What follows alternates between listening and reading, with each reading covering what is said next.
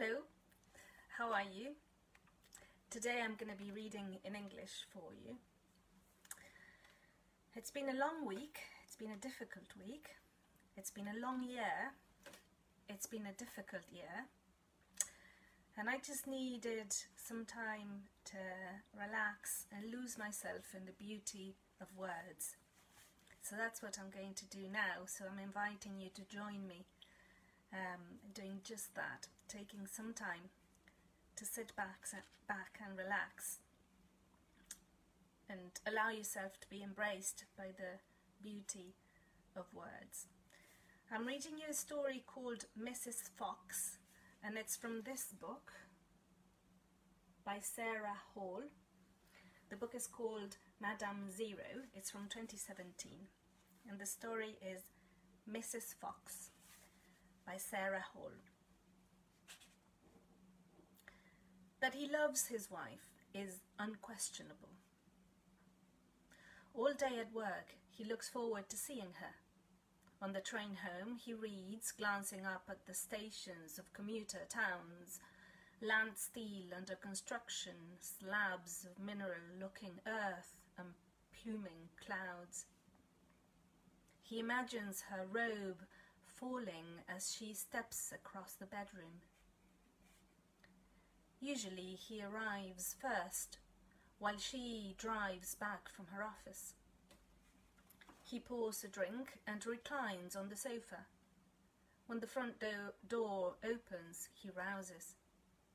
He tries to wait for her to come and find him and tell him about her day, but he hasn't the patience. She is in the kitchen, taking her coat off and fastening her shoes. Her form, her essence, a scent of corrupted rose.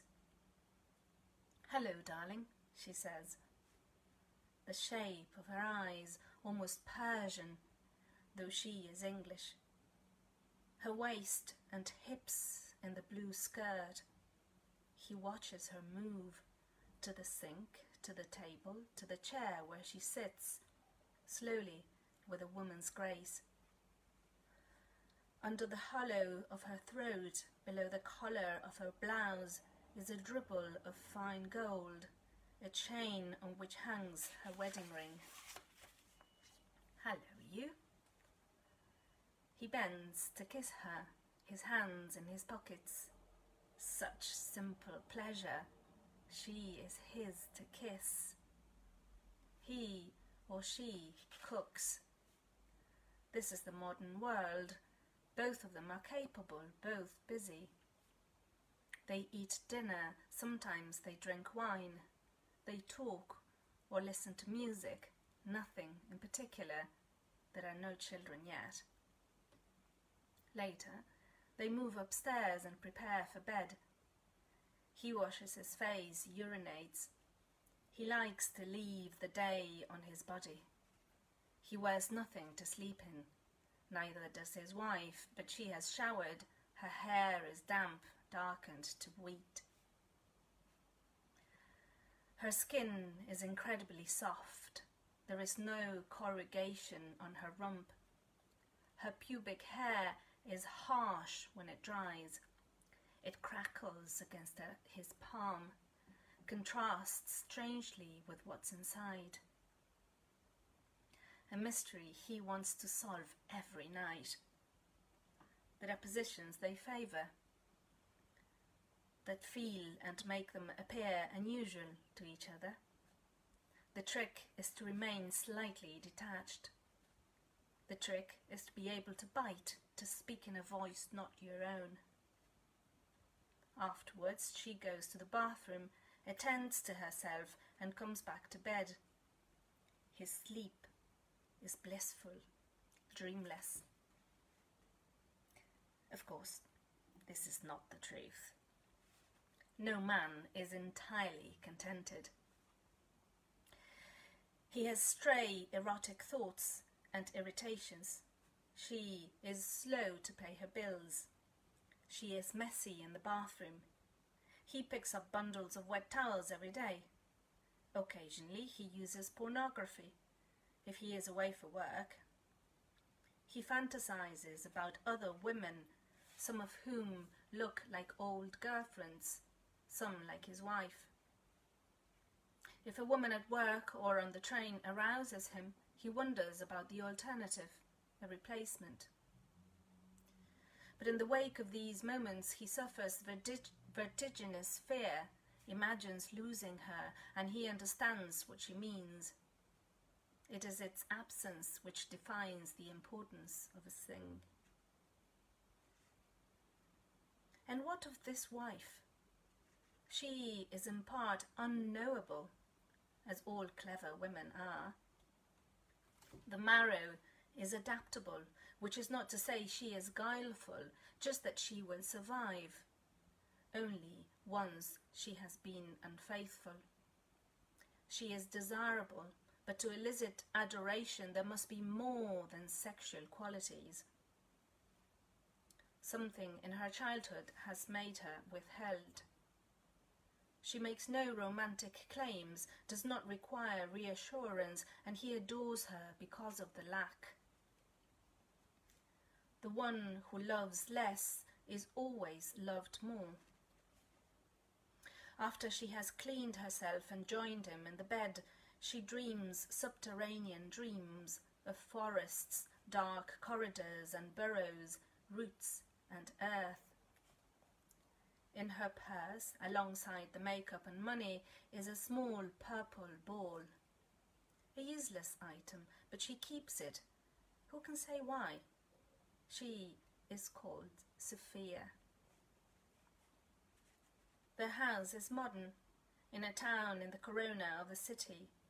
Its colours are arable, brassica, taupe, flax. True angles, long surfaces, invisible soft closing drawers.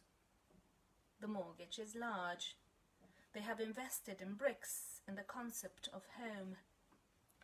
A cleaner comes on Thursdays.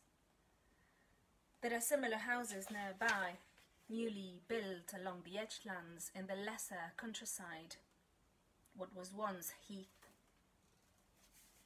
One morning, he wakes to find his wife vomiting into the toilet. She is kneeling, retching, but nothing is coming up. She is holding the bowl.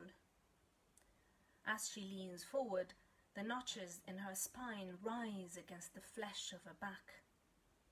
Her protruding bones, the wide-open mouth, a clicking sound in her gullet. The scene is disconcerting. His wife is almost never ill. He touches her shoulder. "Are you all right? Can I do anything?" She turns. Her eyes are bright, the brightness of fever. There is a coppery gleam under her skin. She shakes her head. Whatever is rising in her has passed. She closes the lid, flushes and stands. She leans over the sink and drinks from the tap, not sips but long sucks of water. She dries her mouth in a towel. "I'm fine." She lays a hand briefly on his chest, then moves past him into the bedroom.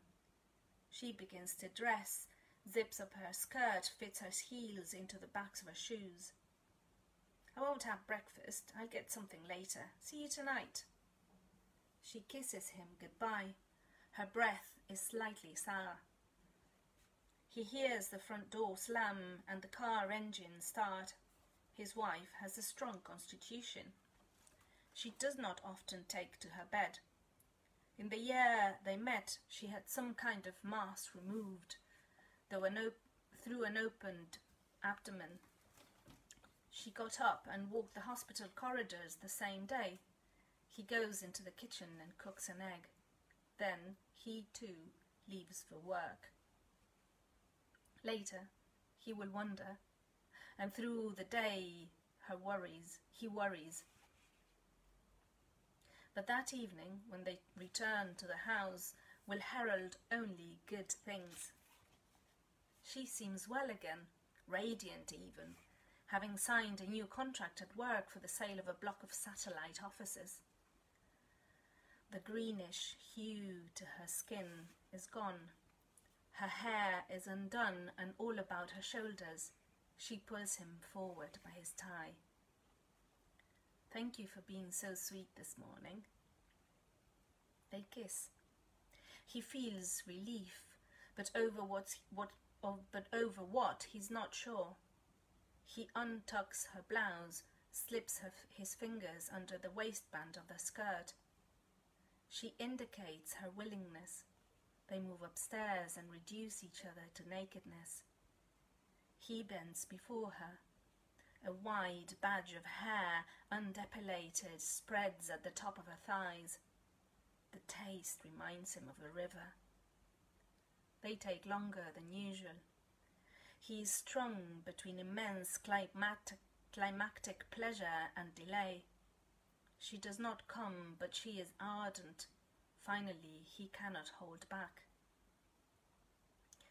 They eat late, cereal in bed, spilling milk from the edges of the bowls like children. They laugh at the small domestic adventure. It's as if they have just met.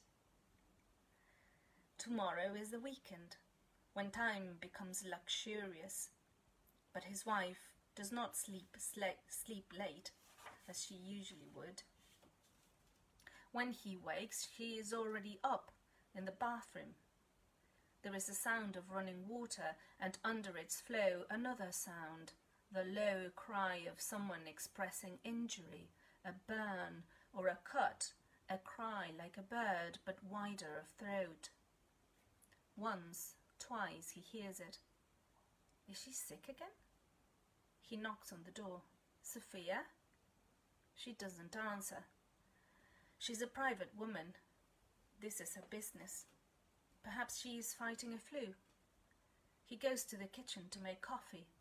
Soon she joins him. She has bathed and dressed, but does not look well.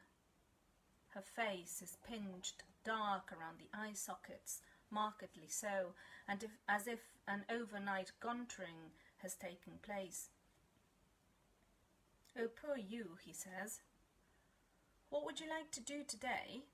We could stay here and take it easy if you don't feel well." "Walk," she says. "I'd like some air."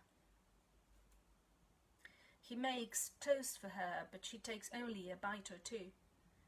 He notices that the last chewed mouthful has been put back on a plate, a damp little brown pile. She keeps looking towards the window. "Would you like to go for a walk now?" he asks. She nods and stands. At the back door she pulls on leather boots, a coat, a yellow scarf, and moves restlessly while he finds his jacket. They walk through the cul-de-sac, ringed by columnar houses, past the children's play area at the end of the road, the concrete pit with conical mounds where children skate. It is still early. No one is around. Intimations of frost under north-facing gables. Behind the morning mist, a faint October sun has begun its industry. They walk through a gateway onto scrubland, then into diminutive trees, young ash recently planted around the skirt of the older woods. 2 miles away, on the other side of the heath, towards the city, bulldozers are levelling the earth, extending the road system. Sophia walks quickly on the dirt path, perhaps trying to walk away the virus, the malaise, whatever it is that's upsetting her system. The path rises and falls, chicanes permissively. There are ferns and grasses, twigs angling up, leaf spoils, the brittle memory of wild garlic and summer flowers. Towards the centre, a few older trees have survived. The branches heavy, their bark flaking, trunks starred with orange lichen. Birds dip and dart between bushes. The light breaks through, a gilded light, terrestrial but somehow holy, but somehow holy. She moves ahead. They do not speak, but it is not uncompanionable. He allows himself for a few moments to be troubled by irrational thoughts. She has a rapid, senseless cancer and will waste. There will be unconscionable pain. He will hold a fatal vigil beside her bed. Outliving her will be dire. Her memory will be like a wound in him. But as he watches her stride in front, he can see that she is fit and healthy. Her body swings, full of energy. What is it then? An unhappiness? A confliction? He dares not ask. The woods begin to thicken, oak and beech. A jay flaps across the thicket, lands on the ground nearby. He admires the primary blue elbow before it flutters off. Sophia turns her head sharply in the direction of its flight. She picks up her pace and begins to walk strangely on the tips of her toes, her knees bent, her heels lifted. Then she leans forward and in a keen, awkward position begins to run. She runs ahead. She runs hard. Her feet toss up fragments of turf and flares of leaves. Her hair gleams. The chromic sun renders it livid. She runs at full tilt as if pursued. "Hey!" he calls. "Hey, stop! Where are you going?" 50 yards away, she slows and stops.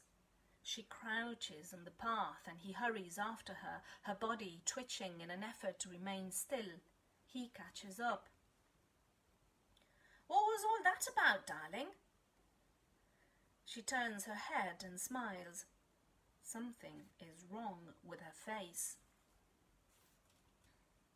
The bones have been recarved. Her lips are thin and her nose is a dark blade. Teeth small and yellow. The lashes of her hazel eyes have thickened and her brows are drawn together. An expression he has never seen, a look that is almost craven. A trick of kiltering light on this English autumn morning, the deep cast of shadows from the canopy. He blinks. She turns to face the forest again. She is leaning forward, putting her hands down, lifting her bottom. She has stepped out of her laced boots and is walking away. Now she's running again on all fours, lower to earth, sleeker, fleeter. She is running and becoming smaller, running and becoming smaller, running in the light of the reddening sun, the red of her hair and her coat falling, the red of her fur and her body loosening. Running, holding behind her a sudden brazen object, white-tipped. Her yellow scarf trails in the briar, all vestiges shed. She stops within calling distance, where he not struck dumb. She looks over her shoulder, topaz eyes glinting, scorched face, vixen. October light, no less duplicitous than any seasons. Bird calls, plants shrivelling, the moon, palely bent on the horizon, is setting. Everything, swift or slow, continues. He looks at the fox on the path in front of him. Any moment his wife will walk between the bushes. She will crawl out of the wen of woven ferns. The undergrowth, which must surely have taken her, will yield her. How amazing, she'll whisper, pointing up the track. These are his thoughts, standing in the morning sun, staring and wrestling the leaf. Insects pass from stalk to stalk. The breeze through the trees is sibilant. On the path, looking back at him, is a brilliant creature which does not move, does not flinch or sidle off. No, she turns fully and hoists the tail around beside her like a flaming scepter. Slim limbs and slender nose, a batch of white from jaw to breast, her head thrust low and forward, as if she's looking along the earth into the future. His mind's a shock of useless thought, denying, hectoring, until one lone voice proceeds through the chaos. You saw, you saw, you saw. He says half words, nothing sensible. And now she trots towards him down the path as a dog would, returning to its master. Nerve and instinct, her 1,000 feral programs. Should she not flee into the borders, kicking away the man-made world? She comes to him, her coy, sporting body held on elegant black-socked legs. A moment ago, Sophia. He stands still. His mind stops exchanging. At his feet, she sits, her tail rearing. Exceptional winged ears, eyes like the spectrum of her blended fur. He kneels and with absolute tenderness touches the ruff of her neck, which would be soft were it not for the light tallowing of hairs. What can be decided in a few moments that will not be questioned for a lifetime? He collects her coat from the nearby bushes. He moves to place it gently around her. She does not resist, and his arms reaching cautiously under, he lifts her. The moderate weight of a mid-sized mammal, the scent of musk, gland, and faintly her perfume, a dirty rose. And still, in the woods and on the apron of grassland, no one is hiking, though soon there will be dogs tugging against leads, old couples, children gadding about. Down the path he walks holding his fox. Her brightness escapes the coat at both ends. It is like trying to wrap fire. Her warmth against his chest is astonishing for a wife who always felt the cold in her hands and feet. She is calm, she does not struggle, and he bears her like a sacrifice, a forest pietà. Half a mile in secret view, past the sapling ash trees, through the heath gate, past the concrete pit where one sole girl is turning tricks on her board, practicing before the boys come, her gaze held down over the front wheels. There are the houses, new builds, each spanking, chimneyless, their garages closed. And he must walk the gauntlet of suburbia, his heart pounding a terrible rhythm at the thought of doors opening, blinds being lifted, exposure. Somewhere nearby, a car door slams. She shifts in his arms and his grip tightens. Around the bend, he ignores the distracted neighbour who is moving a bin. Up the pathway to number 34. She is heavier now, deadening his muscles. He moves her to the crux of his left arm, reaches into his trouser pocket for the keys, fumbles, drops them, bends down. She, thinking he is releasing her perhaps, begins to wriggle and scramble towards the ground, but he keeps her held in his aching arm. He lifts the keys from the flagstones, opens the door and enters. He closes the door behind, and all the world is shut out. Suddenly, his rescuer's strength goes. His arms give. Sensing it, she jumps, her back claws raking his forearm. She lands sheerly on the carpet. She holds still a second or two, shakes, then goes into the kitchen directly, no investigation of location, and jumps onto a chair next to the table. As if only now, after her walk and purging of the disease of being human, she is ready for breakfast.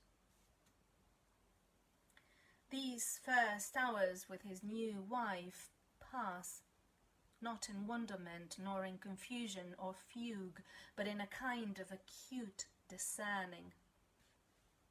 She positions herself in the house, whatever she fancies, as she might otherwise have.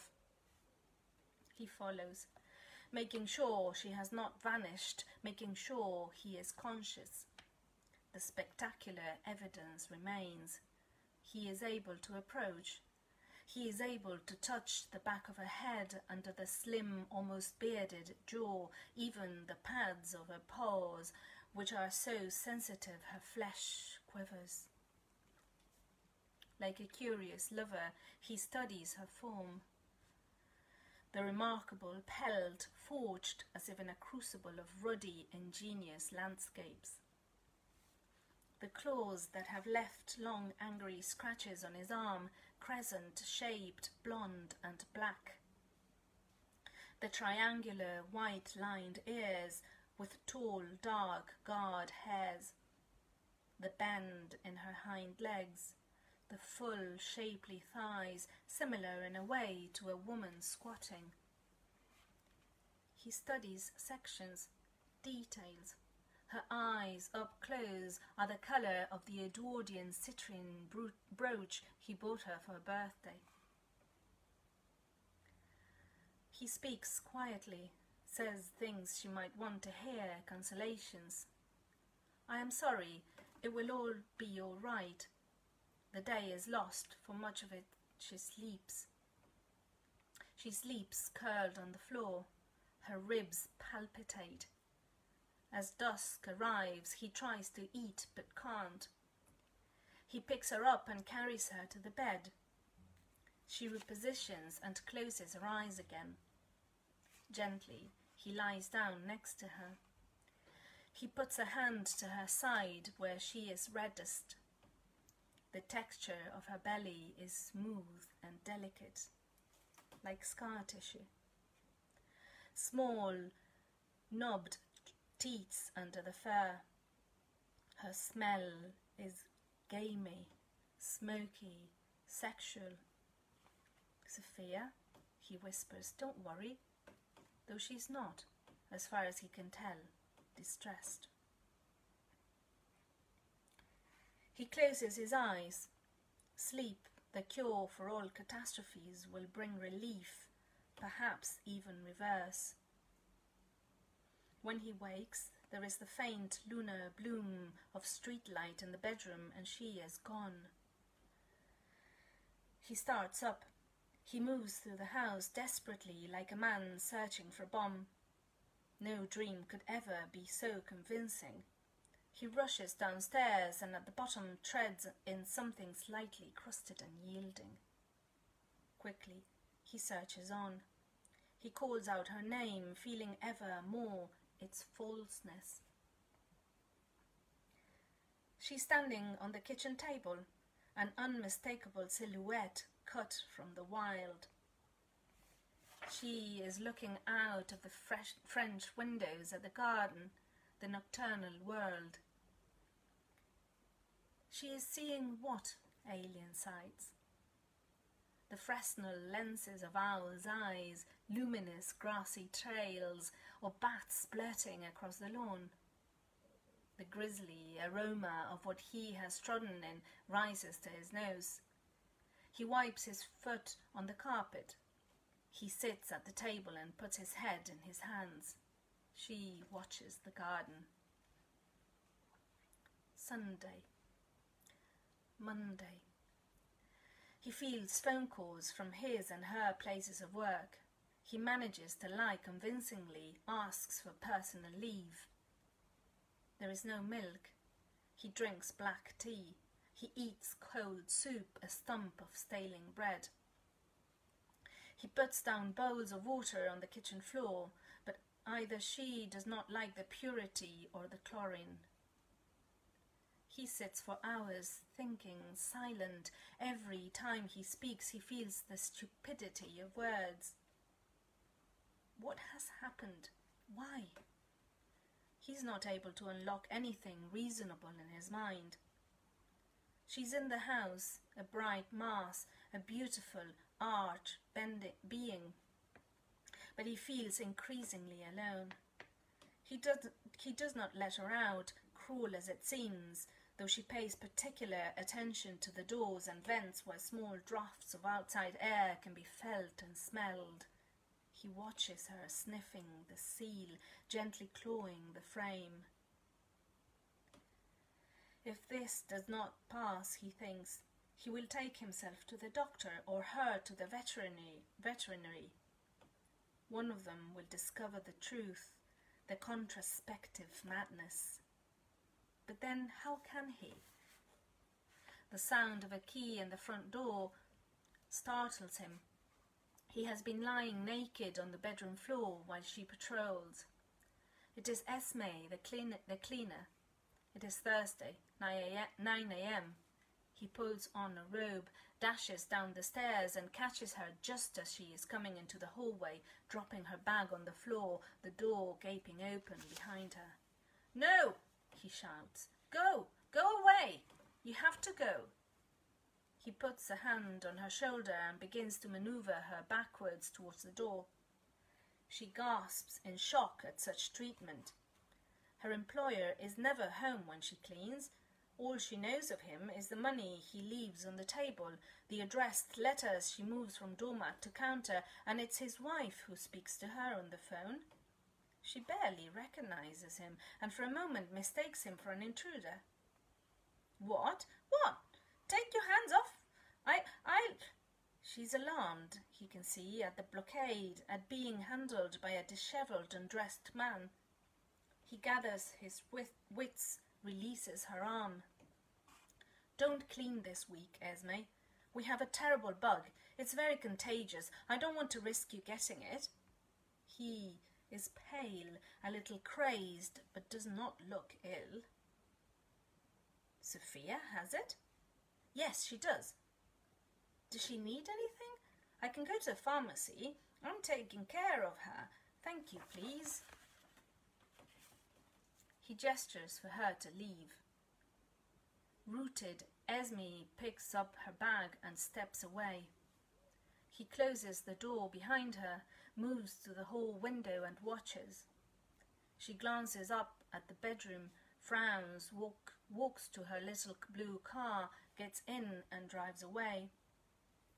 When he turns round, the fox is standing at the top of the stairs.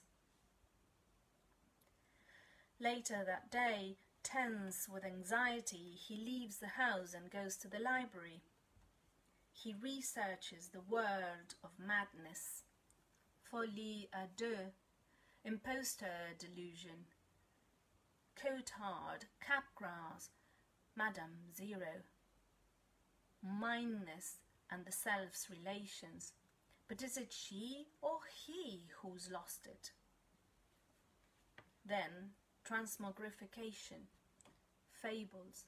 If he can avail himself of understanding, reason, definition, he returns home with medical texts and a slender yellow volume from the 20s.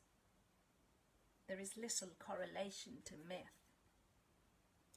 He is no thwarted lover. Most upsetting is the repetition of one aspect, an act of will. So it continues.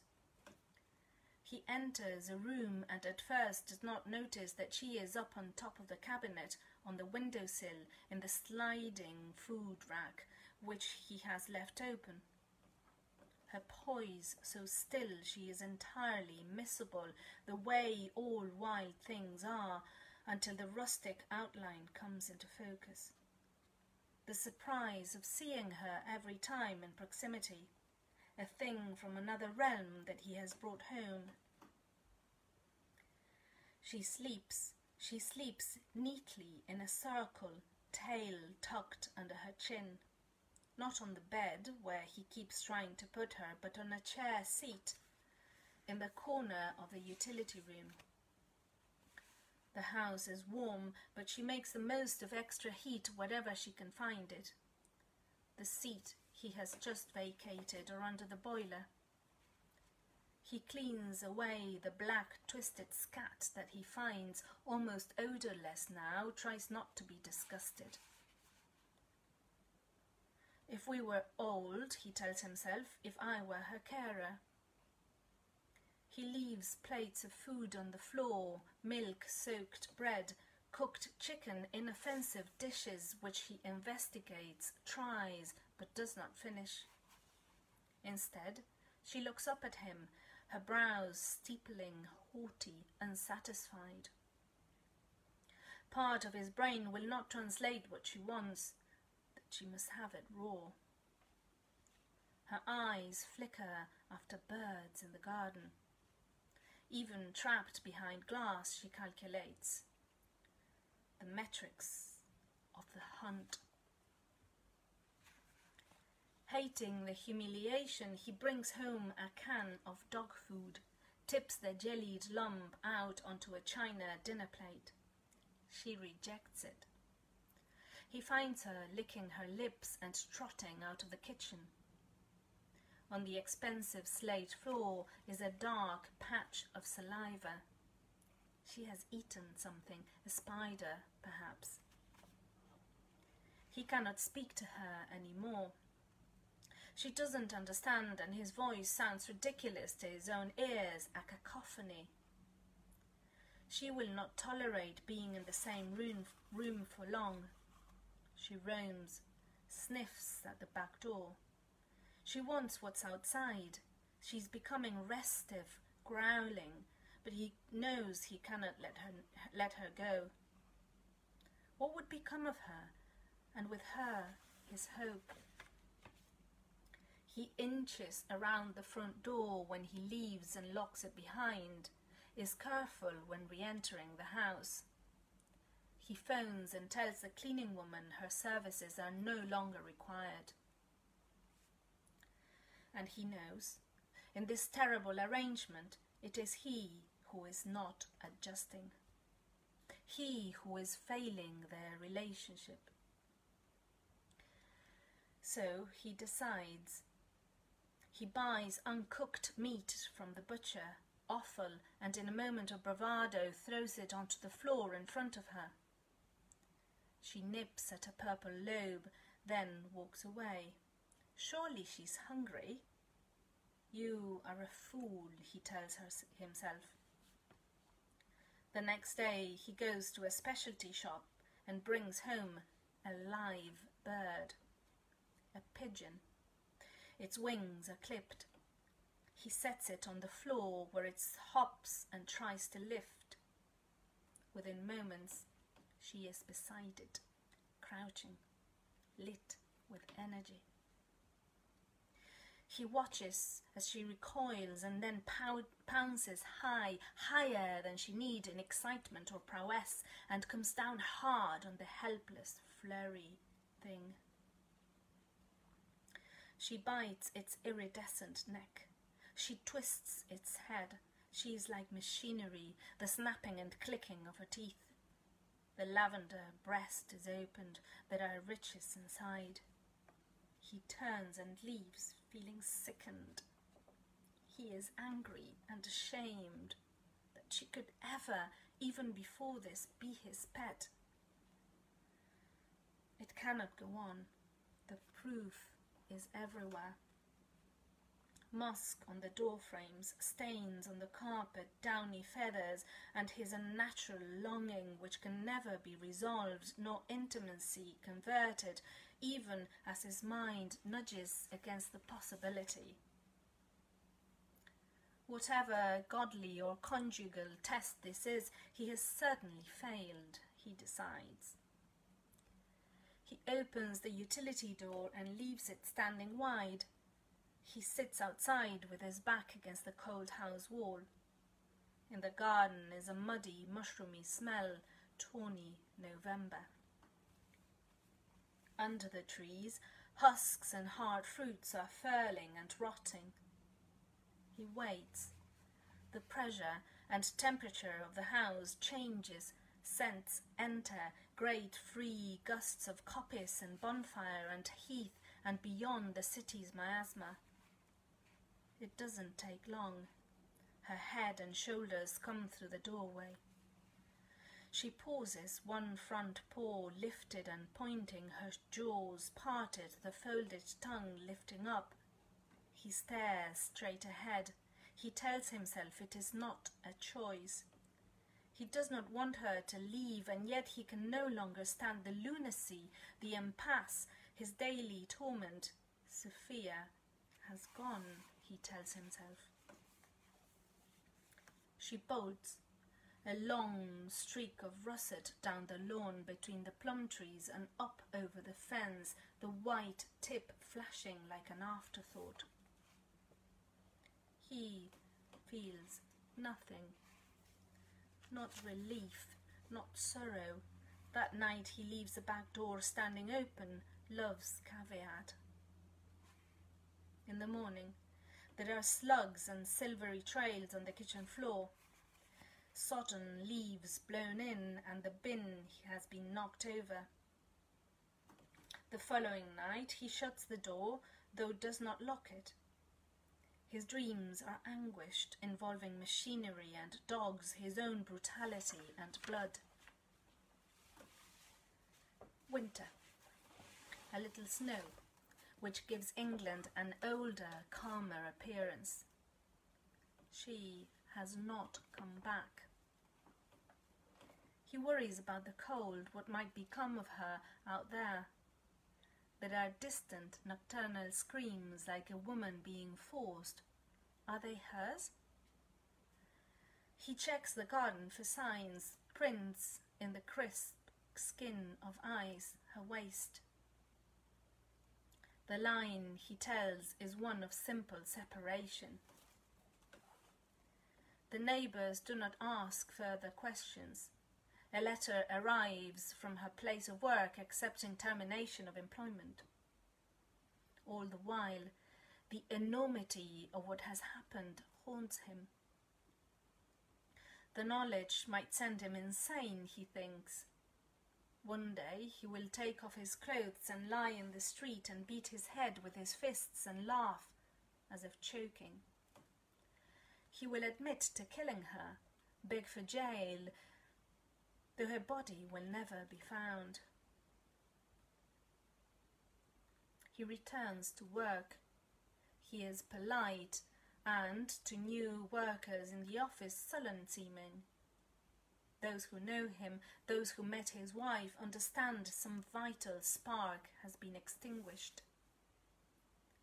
He cannot quite reclaim himself. He feels victimhood strongly. Something has been taken from him, and in the absurdest possible way. He pities himself, abhors his passivity.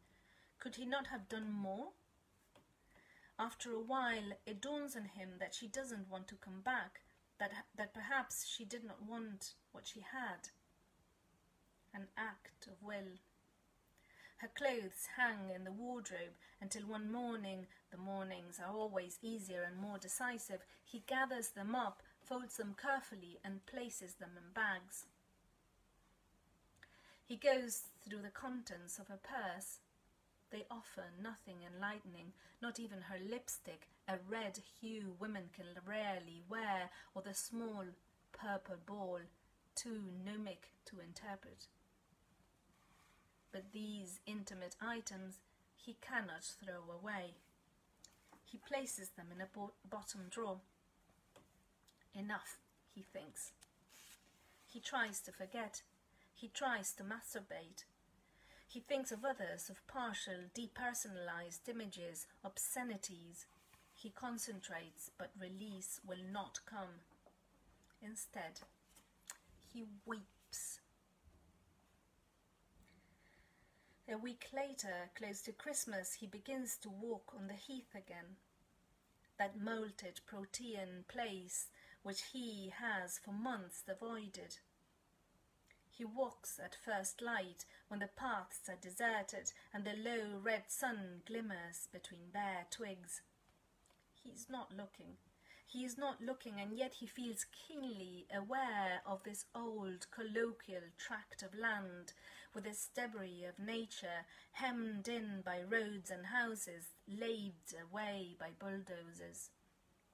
It is fecund.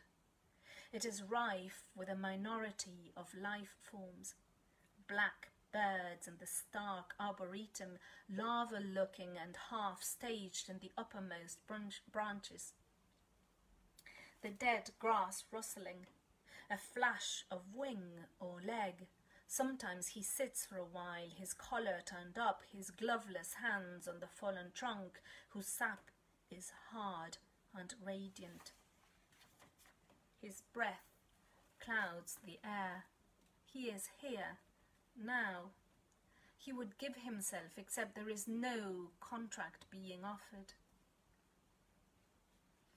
He might find comfort in the sinew of winter, when nothing exists but that which is already exposed, and so he does slowly, and as the earth tilts back towards the sun, his mind begins to ease a little.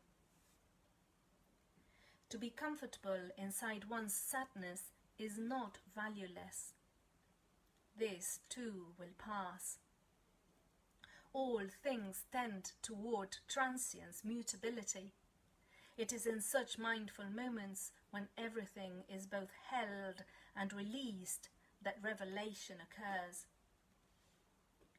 So she appears on the path in front of him, in the budding early spring. He has been staring down at his feet as they progress, at the shivering stems and petals. All around him, the spermy smell of blossom. Yes, the world is saying, I begin. He looks up. The vixen is on a grass mound, 20 feet ahead. She is like a comet in the surroundings, her tail, her flame. She has her head lowered, as if in humility, as if in apology for her splendour, the black backs of her ears visible. Oh, her golden greening eyes, her certainty of colour. How easily she can fell him, and he will always fall. She faces him. He waits to hear his name, just his name, that he could be made unmad by it. She steps into the low scrub of the forest floor, takes a few high and tidy steps, and he thinks at first the wilderness has finally untamed her. She is afraid, about to run, but she turns and pauses. Another step, a backward glance. What then is she piloting? Is he to follow? The old leftover stretch of heath, preserved by a tenuous council ruling, by councillors who dine in expensive restaurants with developers, has a crock of boulders and hardwoods at its centre. Moss, thrift, columbine, tides of lesser vasculars. She picks her way in, a route invisible to his eye, but precisely marked, it seems. Rock to stump, she crosses and crisscrosses. She knows he is following. His footfalls are mortifying, though he tries to tread respectfully through this palace of delicate filaments. He keeps his distance. He must convey at all costs that he has no intention to touch her, take her, or otherwise destroy the accord. The roots of old trees rear out of the ground, pulling strings of soil up with them. These are earnest natives. They have survived blight and lightning and urban expansion. They bear the weight of mythical hollow thrones. Lungs of fungi hang from their branches. Beneath one trunk there is an opening, a gash between stones and earth. Her den. She makes a circuit of the nearby copse, then sits beside the entrance, laying her flaring tail alongside her. Her belly is pinkish and swollen. She is thinner than he remembered, her legs long and narrow-footed, like a deer's. She cocks her head, as if giving him license to speak. But no, he must not think this way. Nothing of the past is left except the shadow on his mind. From her slender jaw she produces a low sound like a chirp, a strangled bark. She repeats it. He does not know what it means. In their house she was never vocal except with displeasure. Then, from the dark gape, a sorrel cub emerges. Its paws tentative on the den run, its eyes opaque, bluish, until only recently blind, a charcoal vulpine face. Another follows, nudging the first. And another. There are 4. They stumble towards their mother.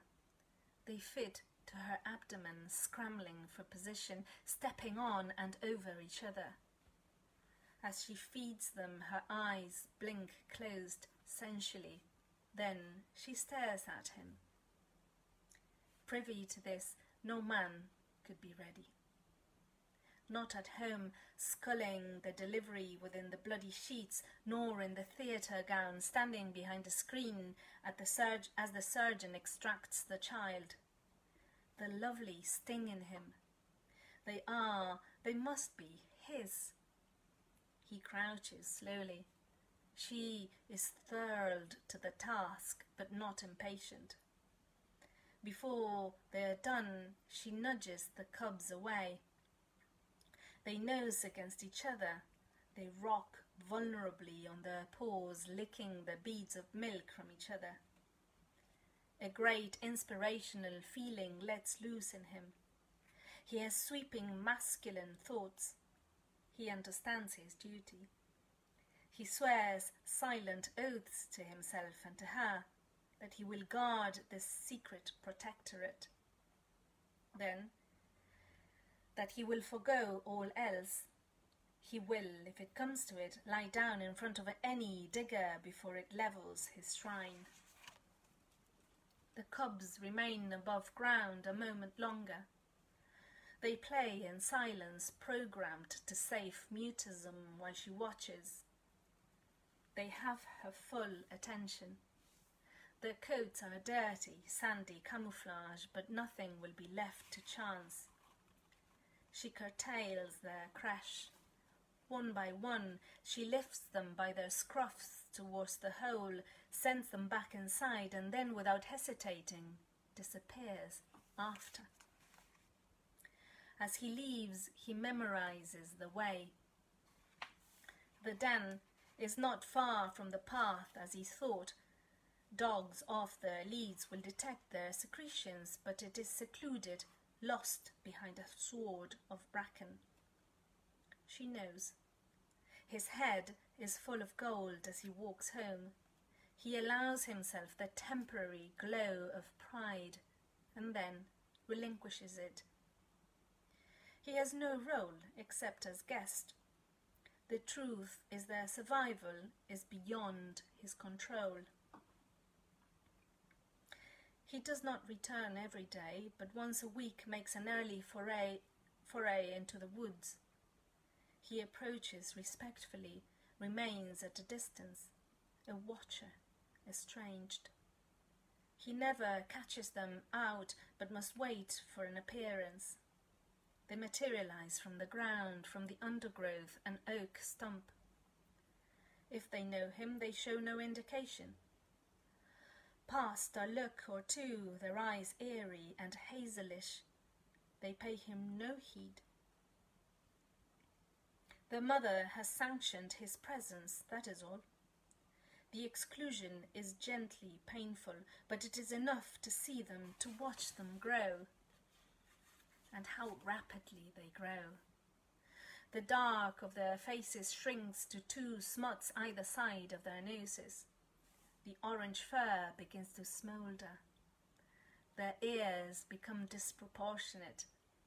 They are quick, ridiculously clumsy, unable to control their energy. He laughs for the first time in months. Then their play turns savage, tumbling and biting. They learn to focus, peering at small moving quarry.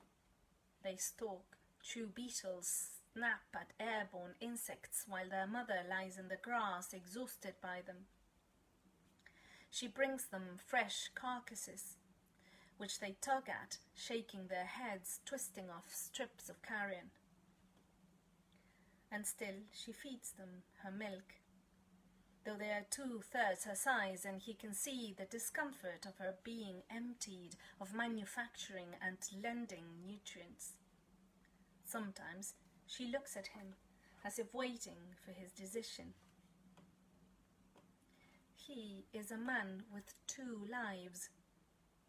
He works, he holds conversations with office staff, shops at the supermarket.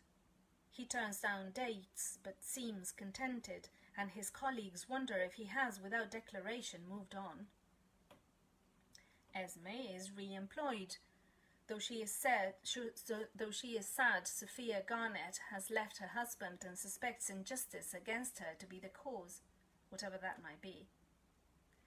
But she finds no trace of any other woman in the house. No lace underwear, no lost earring or hairs gathered in the sink. The thoughts of murder pass. He watches men lifting their children out of car seats and up from toppled bicycles. He watches them push swings. If anyone were to ask, he would say, "I am not without happiness." He walks the heath. He monitors the landscape. He worries about the cubs, the multitude of dangers, even as they grow larger and stronger, and he can see all that they will be. They ambush their mother, who at times seems sallow, having sacrificed her quota of prey, having no mate to help her. They show interest in the rubbish of the woods, bringing back wrappers and foil, even the arm of a plastic doll. There will be dispersal, he knows, but not yet. For now they are hers, and perhaps his, though peripherally.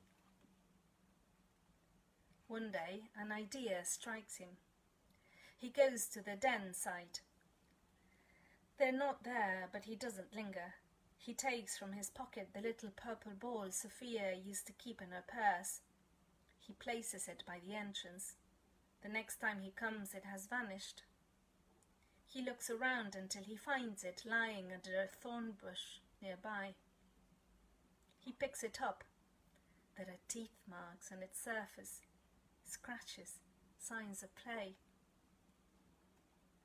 What will become of them he does not know. The woods are temporary and the city is rapacious. He has given up looking for meaning. Why is a useless question, an unknowable object. Who will never be known. But to suspend thought is impossible. The mind is made perfectly of possibilities. One day, Sophia might walk through the garden naked, her hair long and tangled, her body gloried by yews. She will open the back door, which is never locked, and enter the kitchen and sit at the table. "I dreamt of the forest again," she will say. It is a forgivable romance, high conceit, he knows. At night he lies in bed, not at its centre, but closer to the midway point. He thinks of Sophia, the woman he loved. He no more expects her to return than he conceived of her departure. But he imagines her stepping across the room, bare, and damp from the shower. And then he thinks of the fox and her blaze and her magnificence. It is she who quarters his mind, she whose absence strikes fear into his heart. Her loss would be unendurable. To watch her run into the edgelands, breasting the ferns and scorching the fields, to see her disappearing into the void. No, how could life mean anything without his unbelonging wife?